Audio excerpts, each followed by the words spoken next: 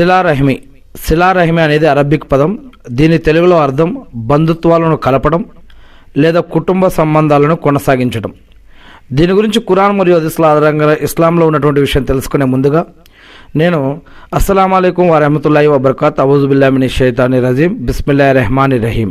శాపగ్రస్తుడైన సైతాను బారి నుంచి సృష్టికర్త అయిన అల్లాహ్ యొక్క రక్షణని, అల్లాహ్ యొక్క సహాయాన్ని, రక్షణ వేడుకుంటూ ఉన్నాను. ఆమీన్. అల్లాహ్ ప్రవక్త ముహమ్మద్ సల్లల్లాహు అలైహి వసల్లం శాంతి సుఖాలు కురిపించండి వల్ల ఆమీన్.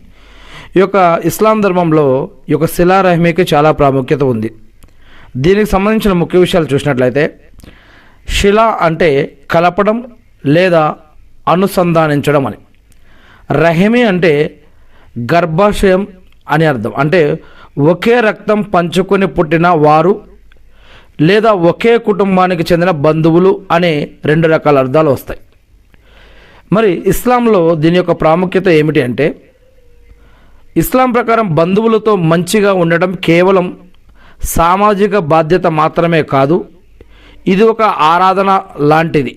ఇబాదత్ అంటే దైవ ఆజ్ఞ. దైవ ఆజ్ఞ పాటించడం దేవుణ్ణి ఆరాధించడంతో సమానం. మరి ఈ యొక్క బంధుత్వ సంబంధాలని కొనసాగించడం కూడా ఒక ఆరాధన.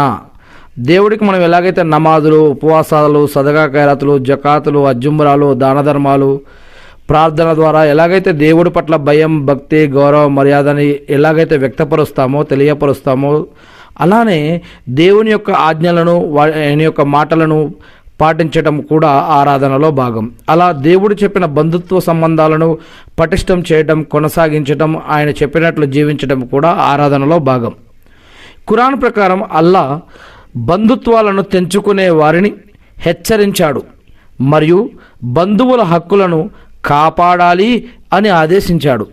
హదీసుల ప్రకారం ప్రవక్త ముహమ్మద్ సల్లల్లాహు అలైహి వసల్లం గారు ఏమన్నారంటే, ఎవరైతే తమ యొక్క జీవనోపాధి రిజ్క్ పెరగాలని మరియు ఎవరైతే వారి యొక్క ఆయుస్సు పెరగాలని కోరుకుంటారో, ఆయుస్సు పెరగాలన్నా, మీ యొక్క అర్కత్ బర్కత్ పెరగాలి, సంపాదన పెరగాలన్నా కూడా వారు తమ యొక్క బంధువులతో సంబంధాలను మెరుగుపరుచుకోవాలి అని ప్రవక్త ముహమ్మద్ సల్లల్లాహు అలైహి వసల్లం గారు చెప్పారని సహీ బుఖారీ హదీస్ గ్రంథంలో తెలియజేయడం జరుగుతూ ఉంది.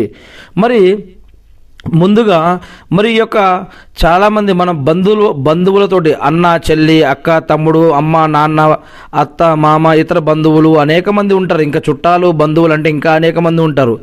వీళ్ళతోటి తెగతెంపులు చేసుకునే చాలామంది హజ్జుల మీద హజ్జులు, ఉమ్రాల మీద ఉమ్రాలు, ఇంకా కొంతమంది అనేక మంది ఇస్లాంలో లేని అనేక రకాల తాడులు కట్టుకోవడం, అనేక మంది బాబాలని చెప్పి ఇంకా కొంతమంది ఇంకా ఎక్కడెక్కడికో వెళ్తూ ఉంటారు.